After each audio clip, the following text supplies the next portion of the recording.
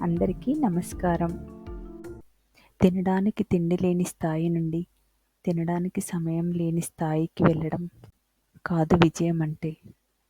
మనం మనశ్శాంతిగా ఉంటూ మన పక్కన ఉన్న మరొకరికి మనస్ఫూర్తిగా పెట్టే స్థాయికి వెళ్ళటం అసలైన విజయం.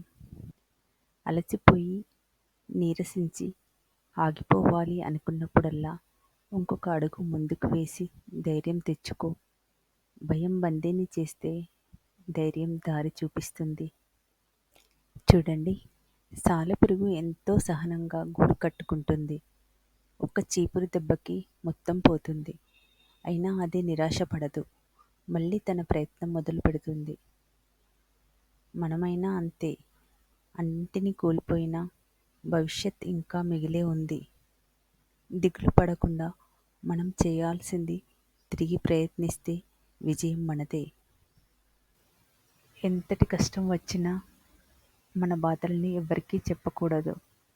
ఈ లోకం ఎంత విచిత్రమైనదంటే పంచుకున్న కష్టాల్లో కూడా 10 రకాలుగా తప్పులు తీసే రకం.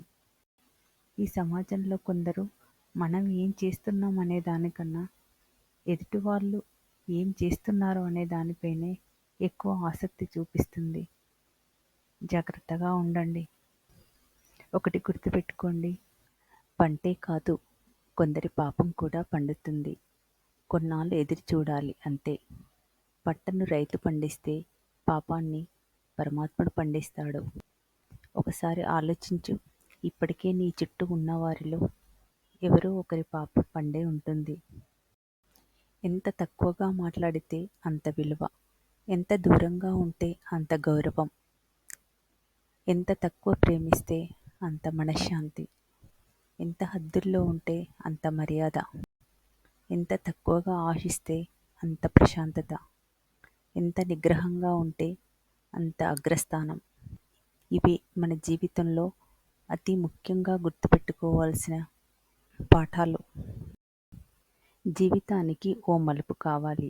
ఆ మలుపులో ఒక మంచి అనుభవం రావాలి. ఆ అనుభవాలు ఎన్నో పాఠాలు, గుణపాఠాలు నేర్పాలి. ఆ పాఠాల వల్ల మనసుకి జ్ఞానోదయం కావాలి.